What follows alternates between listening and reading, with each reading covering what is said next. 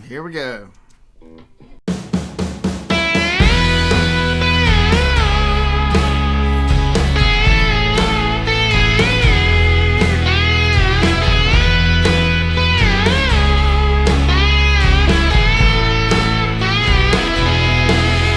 I've been to Nashville, on to St. Louis, driving all night to get to you. Yeah, I'm a vagabond on the hunt, love, making my way to you.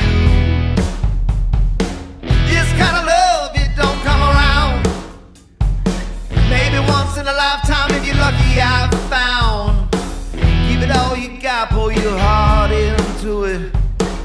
Get in the car and let's get to it all. Run away, baby, run away. Run away with me. Run away, baby, run away. You're the only one for me.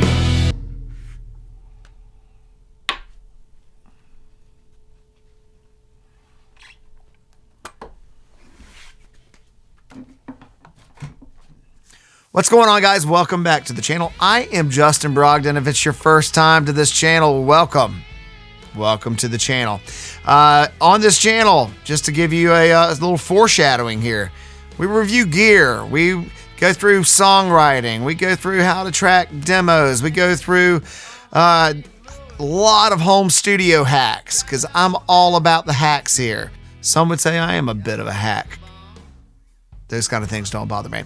But we go through all of the different ways to get the most out of your creative spaces. I talk a lot about carrying momentum and not getting bogged down with all of the things that can stifle our creativity when we're working in our home space, especially when we don't do this full time and we're juggling our families, we're juggling all of our extracurriculars, our careers, our jobs, all the other things that we have going on in our lives. And it can be tough to do that. So that's what we focus on this channel. If you're into that kind of stuff, I want to invite you right now to hit that subscribe button, turn your notifications on so you get notified when the videos come out, and drop me a comment. Let me know a little something about yourself. Where are you at in your musical journey? Are you in the process of building out your home studio?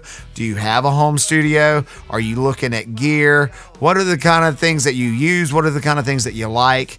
And if there's anything particular that you would like to see a video on, be a good place to put it in the comments as well. At the end of this video, if you thought the video was cool, hit the like button. What we're doing today, we're going to be going through the demo process. I've talked on previous videos about demo best practices and things to consider when you're doing demos, but I want to show you guys, actually, I've got a few songs that I'm demoing, starting the process of getting a record started here.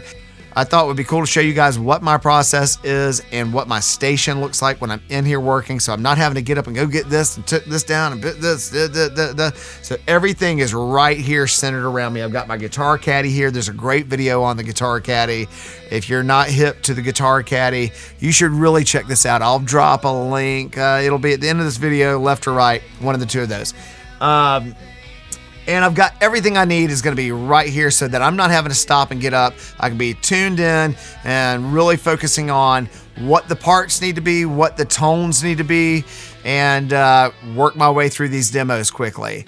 And I'm not going to spend a lot of time doing a lot of edits in Pro Tools. I will nudge things around. I'm less concerned with getting the best performances right now and really focused on finding the right parts and the right tones in terms of the spaces that the instruments need to fill. With that said, let's swing around and let's get it. Huge. You know, when I'm thinking about the demo process or thinking about songwriting and recording songs in general, my granddad was a contractor. I grew up working in a building supply company.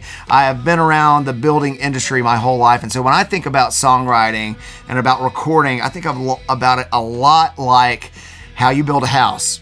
And you know, a set of house plans are only as good as the foundation that's laid to start that house. You write a song, you demo it, you come in, you start trying to lay down a rhythm track to it. And to me, the rhythm section is the foundation of the house. It is the foundation of every good song. always started with a great rhythm section. And so that's where I start with the rhythm section, and then I will start framing that house out with colors, with different guitar parts left and right, trying to create the perfect balance and symmetry or not symmetry, depending on what kind of song I'm trying to do, of creating a space with that. And I think about it a lot like building a house. So whatever analogy you want to use for how you do your things, just methodically think about how you build things and how important it is for each thing that comes before, how it impacts the things that you do next. All right, so when I come in here and I am getting ready to start thinking about cutting some demos, the first things I want to be mindful of, and this is really for you guys who are just getting started and may not instinctively lean on these things. So the first things you want to think about are, what's the tempo of the song? Get your tempo set, play it maybe in a couple of different tempos until you really find a pocket that the song sits in well. Secondly is, what key should you record the song in? Oftentimes, and particularly this song that we're about to look at, for me, I wrote it in the key of F, and when I went to track it, it just made more sense from a playing standpoint and melodically to just do it in E. And so always be mindful of those things. Now, with that said, I want to quickly go through what I'm using in terms of my interfaces and the DAW that I'm using, which will be obviously very relevant when you're tracking your demos in your home studio. So I'm using, I'm a big advocate of all things Universal Audio. I am using their Apollo interfaces. I have an X16 in my desk, and then I have one of their Apollo Twin X's on the desk that I run the sessions from, which means that I am monitoring out of Universal Audio Console. And Console is amazing. What I love about Console and a lot of the technology of today is that I am able to set templates, session templates. So if I'm doing basic tracking in here and I need to be able to account for all of the drum inputs and everything else that's going on here to get basic tracks for a full band production, well, my needs are quite different than when I'm in here doing overdub. So to be able to set an overdub template where I've just got a couple of preamp options to go through, my Universal Audio aux amp is linked to a stereo pair of inputs. So I've got the WA273 EQs, that's Warm Audio's 1073s. I've got two that I can use for microphones to record acoustic stuff, acoustic guitars, maybe it's shaker, maybe it's some tambourine, whatever it might be. I usually like to keep a small diaphragm condenser and a large diaphragm condenser handy when I am tracking demos. And today we just got the my new Soyuz 017 tube condenser set up in here, and there will be a video coming on it. I love that. Such an incredible microphone. But so that's what I have set up to the left of me. As you can see, I have a couple of other inputs for different flavors. I have the VP312 DI is what all of my bass goes through. So to have that handy is great. Then the vocals, my SM7B is going through the DBX 286S. It's just a channel strip that has it's really designed for more voiceover stuff, but it works great, especially for tracking demos and getting quick tones out of the SM7B. So I have that there. I have my Pro Tools playback, and then the click track, I can adjust the volume on playback with that as well. And then next to that, I keep the app for the Universal Audio aux up. And that allows me to quickly switch between cabinets when I am tracking guitars. All right, so I'll put some cans on and we will take a listen to what I've got going on so far in here. I've got a demo cut with acoustic guitar and vocals.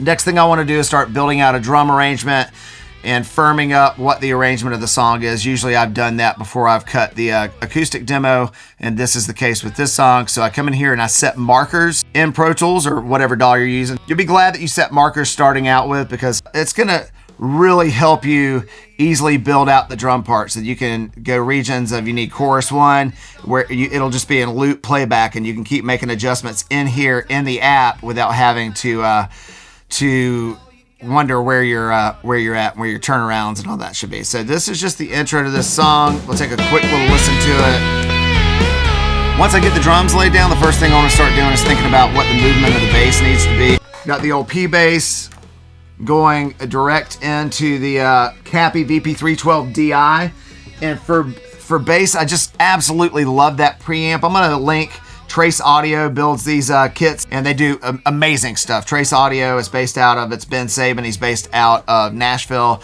and he is doing some really, really cool stuff. So you guys check him out. And if you're looking for any of this Cappy gear, I just can't recommend doing business with Ben Sabin enough. Such a great guy, and just is doing great work. I'll switch back and forth when I'm doing overdubs for my aux to get guitar tones from the Neve style pre's to the Cappy pre's. So basically like Neve versus API style pre's to get different kind of flavors of the pre's. The great thing, you can see the set with the JB 112 open back. So this is really my go-to sound when I'm trying to get guitar parts. I've got a few user presets set on this. The JB 112 with a Royer 121 and a 414 condenser. Then I'll also do the JB 212 British style, which is a little browner, has a different kind of tonal characteristic to it. And then the Squeaky Clean is based off of the Sultans of Swing preset that's in here. And man, I love the way that sounds. Sultans of Clean is what they call it. But then I'll use these 412 Green Punch 1 and the China's Cat 72 often too, to just get different.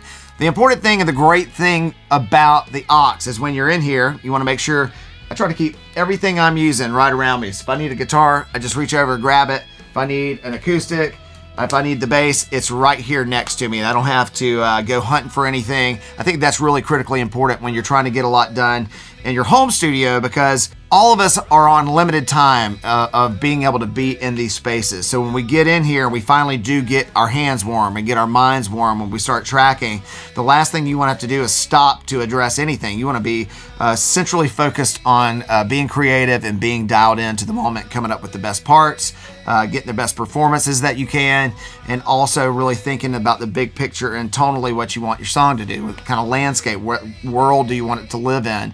And to me, the way that I'm able to do my best job at doing that is when I have everything I need right around me. I've got an 88 key MIDI controller in here in the desk I can pull out. I can program the drums with that, or I can lay down keys parts, organ parts if I need to get really basic, quick, simple parts. Anything I need to do, if I want to put a pad down, I can get to that quickly, put it back out of the way, grab the bass, grab the acoustic, whatever I need. I can swap cabinets just this quick. And the great thing about it is you can save that preset and come back to it if you really like the way it sounds. But to be able, sometimes you want to just go in and just do a grab bag. Maybe you just need another sound. Maybe you've got sounds that are all kind of floating around each other sonically from a guitar standpoint, and you want something that's going to beef up the mix or thin out the mix guitar-wise without having to spend a lot of time on EQ, and you can come in here and just find a preset that's going to give you a little more depth to your mixes, because to me, that's what you get with the aux. You get the ability to swap guitars, maybe swap some drives. Without me even having to change amp heads, I'm able to really get a variety of guitar tones just based off of playing through single coils with a Strat or a Telecaster, or swapping over to humbuckers or mini humbuckers for doing hard pans on rhythm tracks, and those types of things will make a huge difference in your mix. And I know this is old hat for a lot of you guys, but I'm guessing there's a few of you guys who are just getting started and are not sure what to do. And some of these videos out here explaining what to do can be a little too over-explained and confusing for those of us who are not necessarily the most tech-savvy people, I'll say. Keep from calling myself a dumbass, One thing I can't emphasize enough, I think it's really important in your home studio space, especially when you come in to put in a long day's work, when you have the ability to get in and really spend several hours getting stuff done in your home studios. Set up a station. So everything is where it needs to be, The Guitar Caddy makes that job super easy for me. If you aren't hip to the Guitar Caddy, you need to go watch that video and build yourself one, because they're easy to do, and it really is the best hack I think I have in my studio. Some other great hacks. I have a headphone holder that is clamped down to my MIDI keyboard tray so that I can always kind of keep the headphones off the desk and out of the way, but in the same place all the time, so I don't have to go hunting for anything. I also have these Heil podcast boom mounts that are wall flush mount. They're basically mounted to my desk, to my Dangerfox Genesis 24U. one on each side so I can, depending on what I'm doing, so I can get my SM7B out of the way or get it right here in front of me when I need to track vocals, and I'm able to just keep working. When I'm done with it, I just push it out of the way, or it can be on this side. I like to keep it on the right so that it's not obstructing the view from my second monitor. But yeah, that's it. Small pedal board with a few effects on it, and a few drive options to kind of mix and match things up and keep the guitar tones not necessarily the same every time when you're working on these songs, because you want to create these spaces. Yeah, you can go back once you get in and start tracking things, and you can do a lot with EQ and post-processing, but when I'm tracking demos, I'm not thinking about that. I'm thinking about, how do I develop these parts and get those tones as close to how I'm hearing them in my head. It's the first opportunity I've had to take what's in my head and create a tangible a song with it that someone's going to be able to listen to. And yeah, I'll try to get the parts close, but I don't let that stifle my creativity of really trying to stay connected to the muse and finding the right parts and the right spaces and feeling, maybe if you set this some verb, set this back. That's what I'm doing when I'm demoing. Once I get a solid demo done, I am going to bring in a rhythm section, recut live drums to the drums, and have a bass player use my bass parts as inspirations and retrack the bass. And then I'll start looking at what the guitars are doing. Can I save some of the guitars, or am I going to recut all the guitars? Because very likely I might recut all the guitars. I might mic up cabs.